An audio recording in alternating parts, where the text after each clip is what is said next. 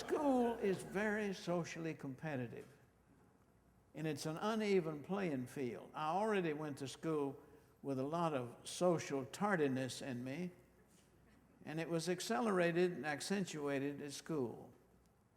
The first day, I had to go to the restroom and discovered that I couldn't get the door open by myself. It was a heavy door, big door. Why they ever did that in a school, I don't know. A big, heavy door to the restroom.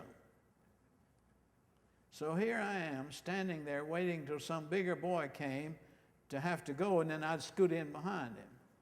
Then I'd have to wait till he was through to scoot out. It's not a way to run your school.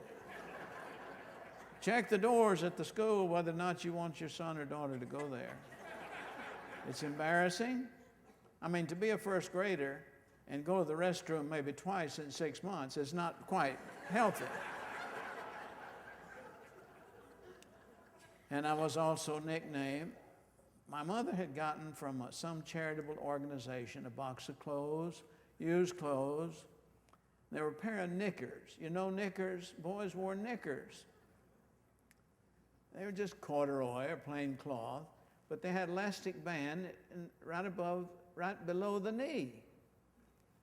And then they were rather blousy and all, and pretty nice. The nice boys that lived in town wore knickers, and somebody had given a pair of knickers away, and my mother said to me, as she picked through the box of clothes, well, these knickers will fit you. You can wear them to school. I said, okay, reluctantly. I didn't want to. Who wants to wear knickers to school when you might meet the boy who owned them originally on the playground? It's a bad thing. Well, the morning came, Monday morning, and I put on the knickers. The elastic had been just frayed, worn out, washed out or something. So they didn't hold up below the knee, they just dangled. Now you can imagine what it's like. You're from the country, you're going to school in town, you're a low man on the totem pole already. There are a lot of jokes about you, and you earn every one of them.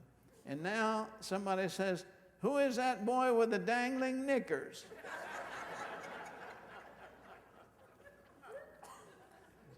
Couldn't get in the restroom.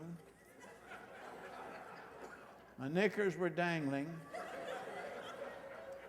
And the teacher said, tomorrow we want you to come and tell everybody what your family did on vacation this summer.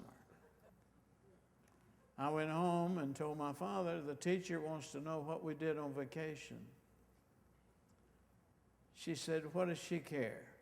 I said, well, she's asking us to report on vacation. Did we have a vacation? He said, no, didn't have one. Well, I've got to tell her what we did on vacation. He says, well, she's your teacher, and you want to obey your teacher, and if she asks you for a lie, you tell her one.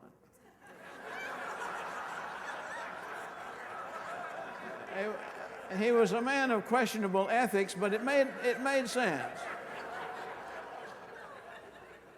So what I did is I just listened to the other reports. Some of those kids had vacations. I heard Florida and Niagara Falls, New York City, New Orleans, all of that. And I just took the leavings and put it together, and when she got to me, I said, well, we went to New Orleans, by way of Niagara Falls, wound up in Florida, and I was about half through my recital. She said, come here. Took me out in the hall and said, you didn't go on vacation, did you? And I said, no. And she said, well, why did you lie? And I said, there's something worse than lying. And she said, what's that? And I said, you're making fun of me. She didn't ask any more. It's not a good question. If there are any teachers here, it's not a good question.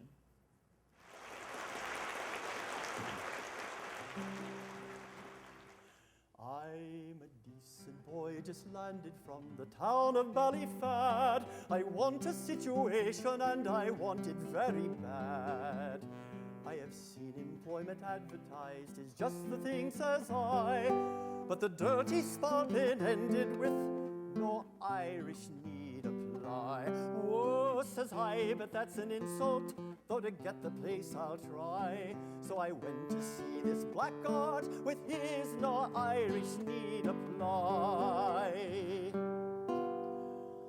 Some do count it a misfortune to be christened Pat or Dan, but to me it is an honor to be born an Irishman.